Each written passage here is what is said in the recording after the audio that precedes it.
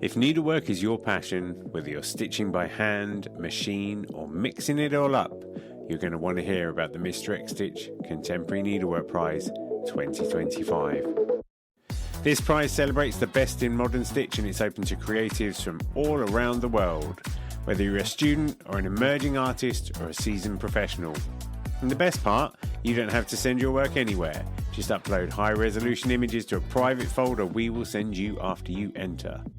You can enter more than one category, for instance, hand embroidery and 3D textiles. Just grab an entry for each one. And if you've got a student ID, you can get 50% off the entry price as well. The deadline for entering is 30th of June 2025, and entries are now open at xstitchmag.com/prize-entry. Thanks to our brilliant sponsors, Bookmarked Hub by Search Press and David and Charles, and the legends at Lowry Workstands. If you've got the stitch bug, this is your time. Show us what you've got. Enter the prize now. Visit xstitchmag.com/prize-entry to get your ticket today.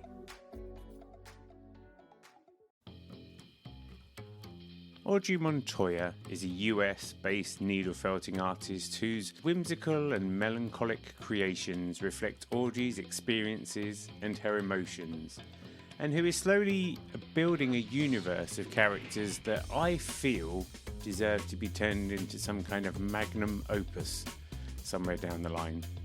This is the second part of our Needle Exchange, and in this part we talk about how Audrey's fine art background came into, shall we say, conflict with the art that she was producing. That's a strong way of putting it, but it would be fair to say that fine art and quirky needle felting don't naturally sit next to one another. So we have a talk about that, but when you get to know Audrey, you realise that the work she's making now is the work that she was put on this planet to make.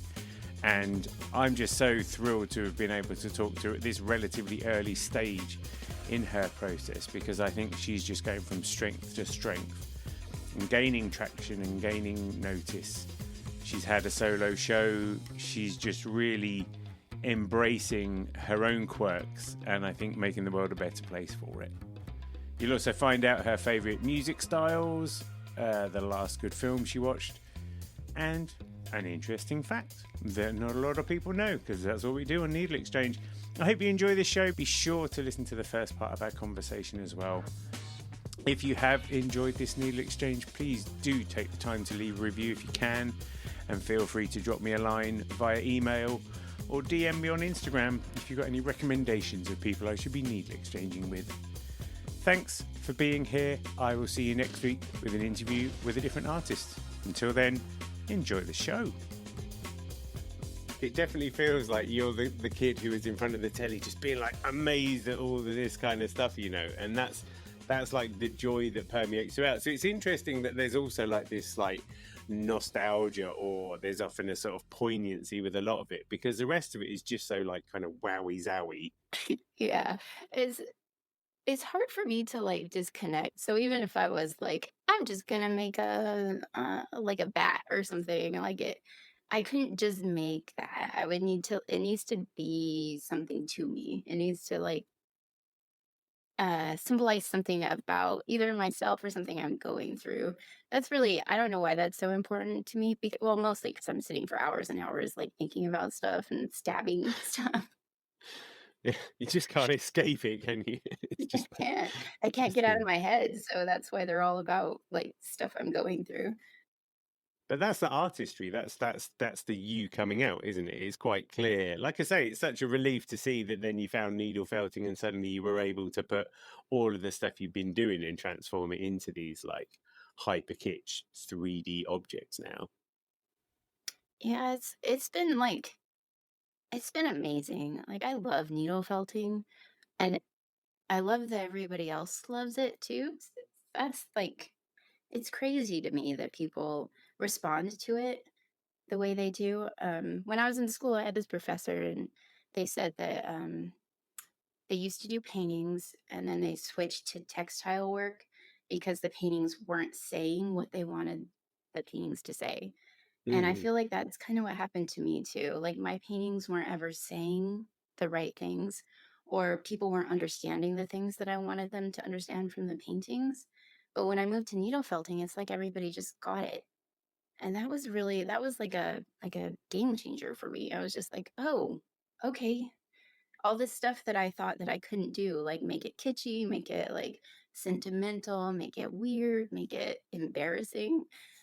I didn't do that with my paintings, and now I do it with my needle feltings, and people get it, and that's amazing to me. I love it.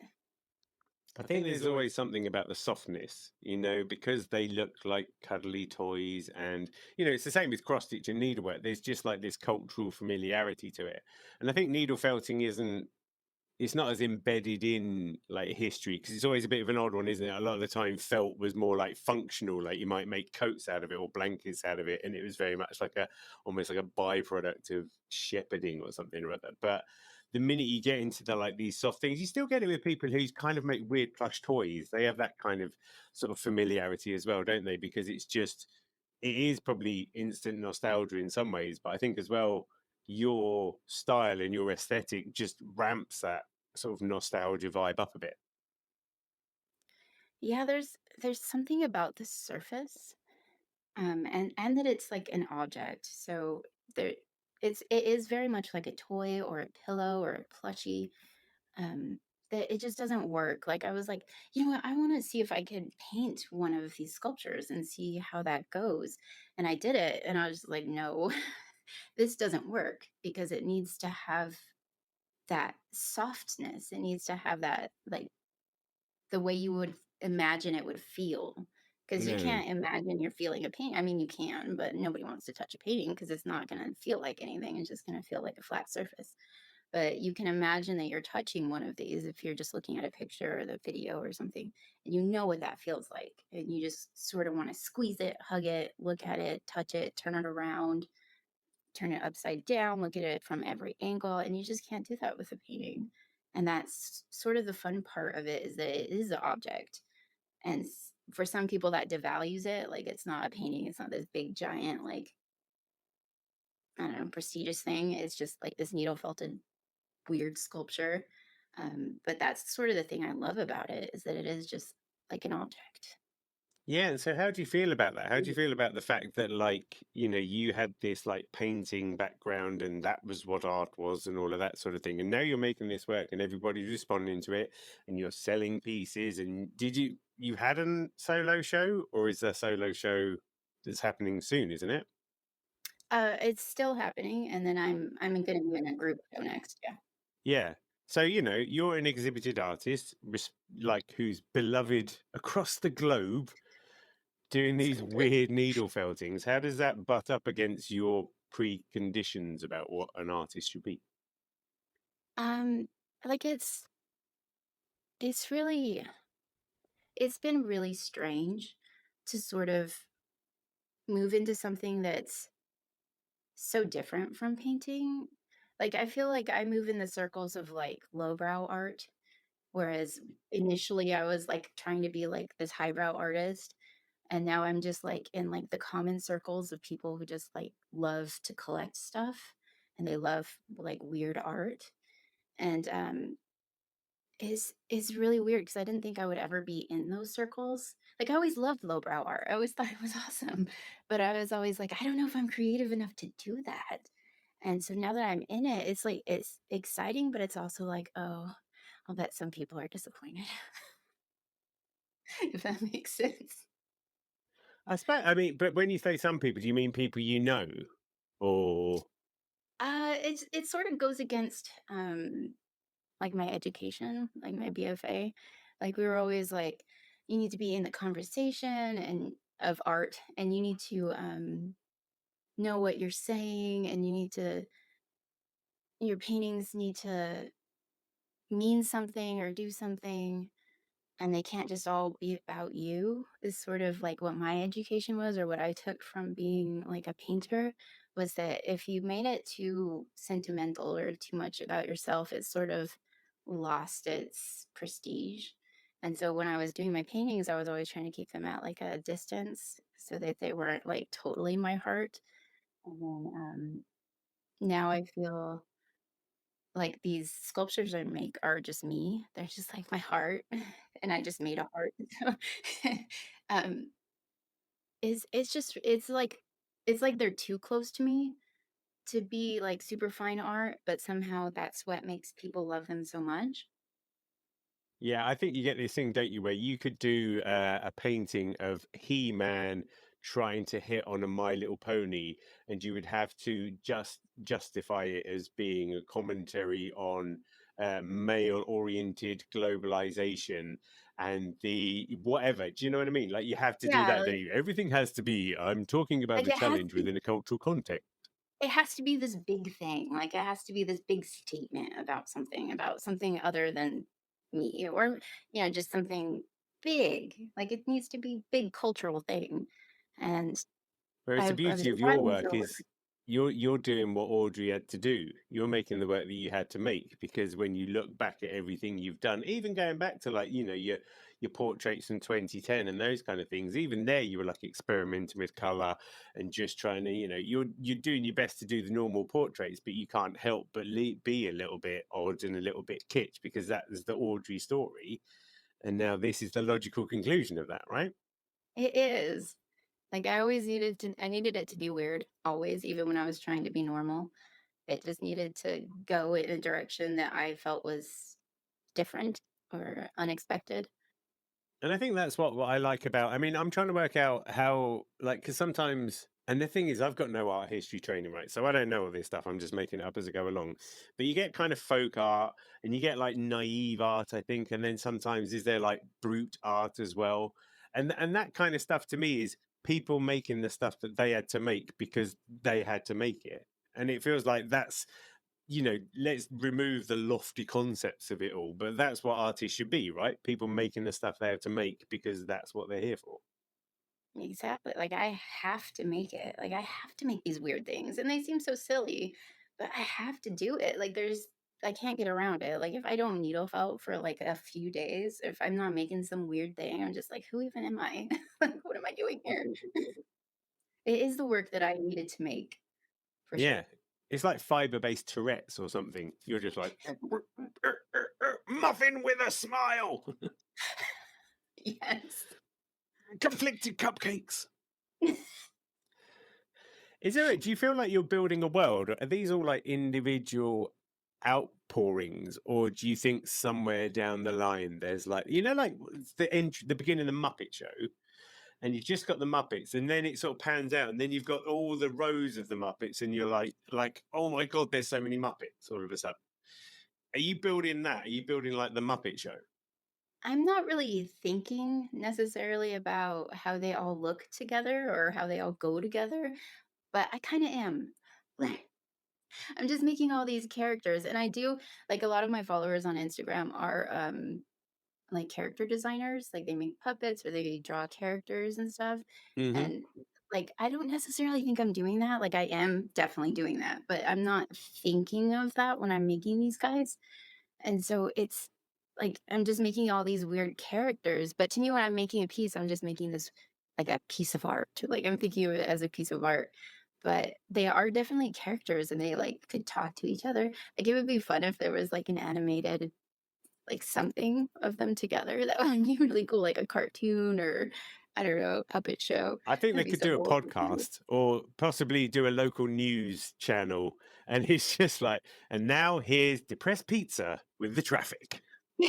That would be so awesome. I love that. They could I definitely work. actually, in my in my independent study class I was talking about, I originally started that class. I was going to make puppets, and then I made one puppet, and puppets are really hard to make. And I was like, Right. okay, I'm gonna make puppets. But I was like, wanted to make puppets so bad, and then my professor was like, "So are you gonna like do a puppet show?" And I was like, "No." And he's like, "Well, why are you making puppets?" And I was like, "I don't know."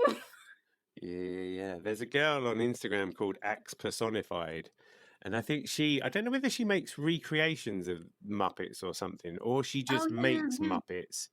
But like her stuff's like the real deal. I think people yeah. really like. I'm just going to look her up now because I think Emily Engel, and she just seems to make, yeah. just those kind of puppets. I think the thing with the Muppets as well, for me, it always seemed that they largely had like the same kind of eyes. And I think a lot of your characters, I don't know whether you just have like the one eyeball supplier or something. I mean, where do you get your eyes from? A lot of them are just my eyes. Like, I have pictures of myself doing this, like, my eyes real big, and I'm just, like, looking at my eyes and, like, putting them on there, and then I just have my cartoon eye that I do. I don't know exactly where it came from, but So wait, so it doesn't really fit, I'm not gonna lie. Yeah. those eyes like on the pizza and stuff, they're not like glass eyes then? No, they're, I needle felt those.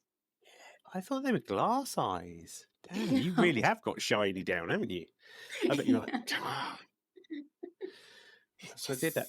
But I think that's the thing, you know, like I say, I think that like when you look at the Muppets, there are certain tells that you go, they're in the Muppet universe because there are those kind of things. And I think with yours, the eyes are part of the eyes and the mouths and the way they kind of work seems to be that's the character trait among all the abstract food objects. Yeah, they all definitely go together. Like I have my eye and mouth aesthetic, and it's always my mouth because I have an underbite. So if you look at them, you'll see that they all have underbites. Oh So wow. Yeah, um, this is you, aren't they? These are all, like you say, they are actually all Audreys, even though one of them might be a pretzel. yes, so I tried to do other people's mouths, and it was just a little weird. And I was like, oh, I'll just do my mouth. Like I'm sort of moving away from them looking just like my mouth, and more like just like a general, like generic mouth as I'm getting better at doing mouths. But yeah, it's all kind of just my mouth and my teeth. And only if it makes you happy should you move away from it, because I think Yeah. otherwise it is that sum total. What was it like then with the solo show, like having so many pieces all together? I mean, I guess you've got them all in and around you anyway, but I mean, to see so many pieces all out in the one space and stuff like that must have been quite the buzz. Yeah, it was really well, to be honest with you, I usually sell them as soon as I make them. So I don't usually have them around for very long, and I don't have them together to see them all together. So it was really like that's the reason why I wanted to do the show was because I wanted to see all the pieces together. Like I wanted to keep them long enough to put them all on a wall and see what they look like together because I'd never done that. And people just buy them, which is amazing, and I'm so grateful for that. But it was really cool to see them all together in one show. I was like, oh, this is how they work together. But it was really difficult to hang it because I was hanging it, and I was like, I don't even know how to hang this. They're not squares. Like, Mm. how do you put them together? That was tough. It took me like hours to do. How did you I go? I actually had help. One of the guys at the gallery was helping me do it. But as far as like technical stuff, I always put like hangers on the back of the pieces so that they can just hang directly on a wall. I find that's best. I occasionally I'll make a standalone sculpture that can stand on like a plinth or something. I don't like those as much because my cats get them and like tear them to pieces. So I'm like, if anybody has cats, I don't want their cats to get them. So I make almost all my pieces to hang on a wall like a painting. Right. And in your mind, do the pieces talk to one another? In the Are they show, friends? Are they foes? they're all. I think they're friends. They're all sort of friends, like Are they all friend. part of the same therapy group? Is that Yeah. where it's at? It's sort of they meet Yeah, once a they all week, sit in a circle and get it off their immediately talk chest. about me. Audrey. My name's Moldy Apple, and I'm an Audrey creation. Hi, Audrey creation. Pretty much. That sounds amazing. What was I going to ask you? I had a random question. This is a random question. Do children in Albuquerque learn to spell quicker than the average because they have to learn to spell Albuquerque? It's quite a word, right? There's so many cues. Yeah, honestly, I think it's the most QE word of Albuquerque or whatever. I feel like if you get that right, you can get anything right, really. Right, yeah. What's fun about Albuquerque is that it's spelled almost exactly the way it sounds, which Mm. is a Spanish thing. Um, English words can be, I think, tricky because those vowels can do whatever they want. There's no Well, rules with those vowels. no, no. If in doubt, just stick an extra U into a thing. It'll be fine. We can cope with that. And it's quite. I mean, it's quite a left field kind of place, Albuquerque, isn't it? It's very, uh, Wild Westy, sort of. Right. Like, it's very desert, dry, lots of cactuses, Hella rattlesnakes, stuff hot. like that. He- Is it Yes. hot? Well, it's cold. It's very cold in the winter and very hot in the summer because we're at a very high elevation. So it's a high desert.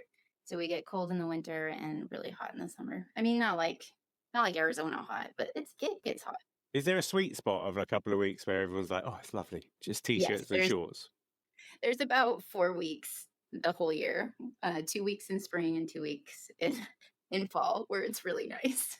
And then the rest of the year, I'm just inside the whole time. It's just a fresh hell the rest of the time. I love it here. Can't go out. It's so Dead. great. People who like to be outside really love it, but I'm not really an outside person. You don't, do you feel outdoors ever? In those 2 weeks in the spring and 2 weeks in the fall, I'll sit outside and in my yard and felt. What's that you're making? Says the neighbour walking past. You're like, well, it's a fondant fancy who's seen better days. And the person goes, okay, dear, and just keeps on walking and doesn't walk past your house again. That'd be fine. Right, I sent you some questions. Hopefully, I sent you some questions in advance. These will be a Okay. fascinating insight into Audrey's brain, although I feel like we're going there already. But do you have a favourite band? No, I don't know. I have a favorite album. Okay, that'll do. Okay. My favorite album of all time has to be Paul Simon's Graceland. Oh, nice. Yeah, I Nice. don't know. Like my parents had it when I was a kid, and it's sonically, it's just a gorgeous album. I love it. And the songs are so great. Yeah, I agree. I bought it on vinyl not that long ago. I managed to find one on vinyl for like £2 or something Ah, ridiculous. And I was like, I'm nice. having that because it's really joyful, isn't it? It really starts out Yeah. really joyfully as well. And I think it's just a nice. The whole sound is joyful, but like what the songs are about is like super heavy. Mm, yeah, true. But also, like, really, like the lyrics are really stickable, aren't they? Like, you can just like, he makes the sign of the teacup, she makes the sign of the wave, and off we go again, and all of that. I'm going to be having that for the Exactly. rest of the day now, and so are Yeah. you. That'll be marvelous. Do you listen to music when you work? Yes, they do. I'd imagine it's. Um, I feel like with you, you just put like, right, give me MTV 1990s on Spotify, and that's Audrey gone for the rest of the day or something. I don't know. like weirdly enough, I really like 50s jazz. So I listen to a lot of like Walter Wanderley and like I always get his name wrong, but I want to say Herb Alpert. Oh yeah, what Herb Alpert and Tijuana Brass? That guy. Yeah. I listen to a lot Interesting. of that. Like so I'll just put on like a Spotify playlist and it'll just play all kinds of music like that. The It's thing that fun. fascinates me is you get these people. So Herb Alpert's a great example, isn't it? Because he is fantastically wealthy because he was so successful with Tijuana Brass, wasn't he? But it feels quite cheesy. Like people just go, like if over here, if you went to charity shops, you'd see his albums in there alongside people like James Last and all of these guys who were huge back in the day. But every now and again inside there are some real gems. I got Herb Alpert's album, I think it's called Rise, which was like the first one he made that's not particularly Tijuana-y. Mhm. And on it, it's got two songs. So there's one called Rotation, which has got a real kind of groovy, like synth vibe, makes you feel a bit of Miami Vice kind of vibe. Yeah. And then I think Rise, is it Rise or Rise Up? The song itself has got a bass line on it that was then subsequently used in about 100 different hip hop albums. And it's just like you get these people that are so technically good. There's have you ever heard of Soma FM? It's like a No. sort of online radio station thing. It's been going for years, Okay. and they have all these different genres of music. And they've got one particular station on there that's called the In Sound, I think it is, and it plays that kind of like 60s, 70s, like David Axelrod, slightly cinematic, funky lounge kind of music stuff. That's in a similar vibe where suddenly it's like Mhm. something that sounds like it's in like a French detective movie, Yes. that kind of stuff. It's in there, Yes. and it's that kind of music where like in and amongst all the stuff that's just really cringe, suddenly you find a song that just blows you away. It's just absolutely amazing. Yeah, there's this so I listen to Spotify DJ, it's like an AI DJ, and it's been playing a lot of like 70s jazz, which is Hmm. really cool. Like I don't know any of the names. Like I'm just bad at names in general for Right. everything.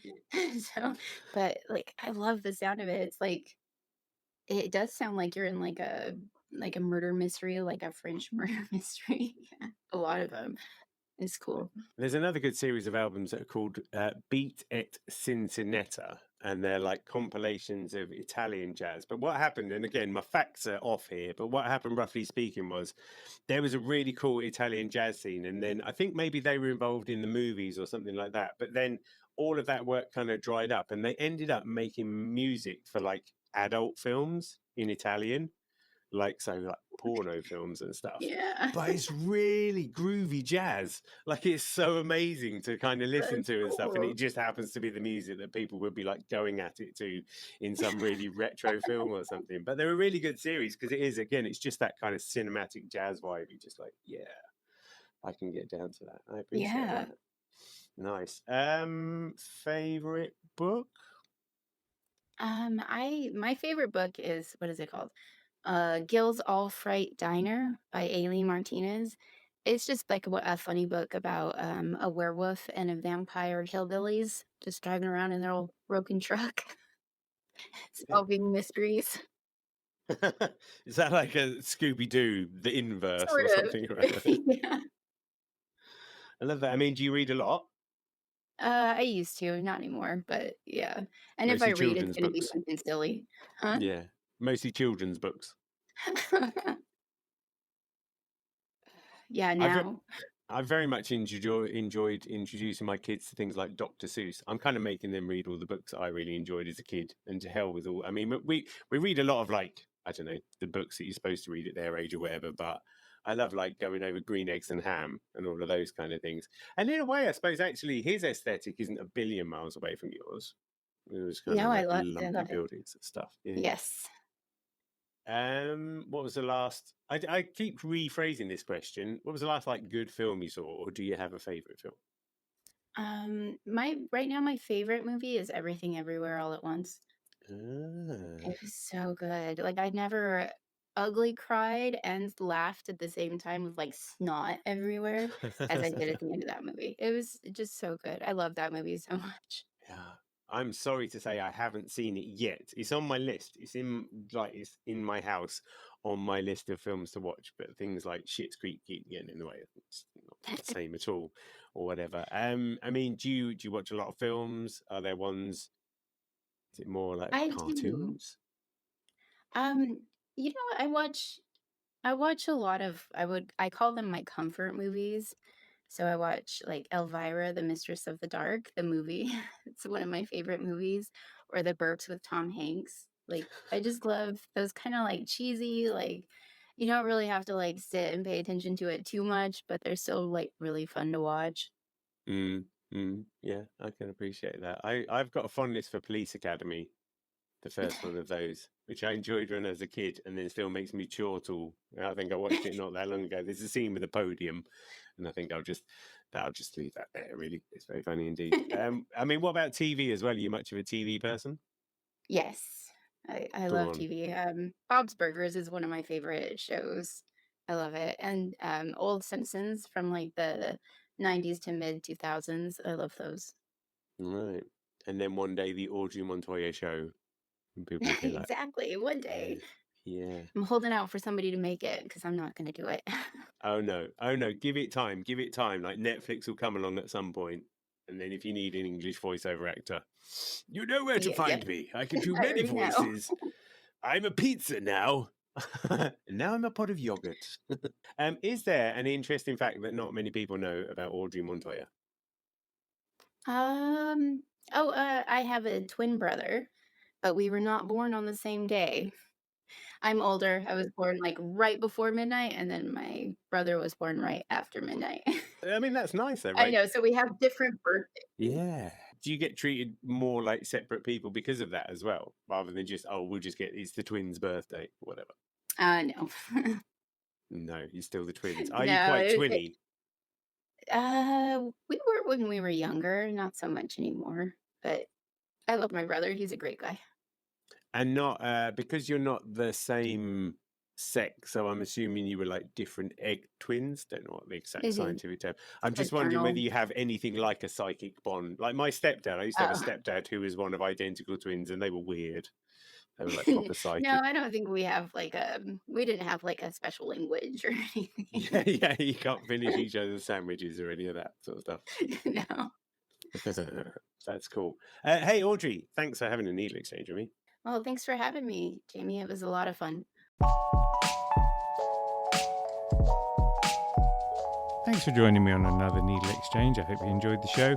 I'd love to hear from you, so feel free to email hello@needle.exchange, that's NEEDL.exchange, with any thoughts, comments or feedback. And if you want to keep up with all the news, sign up to the Needle Exchange mailing list at bit.ly/needle exchange. See you next time.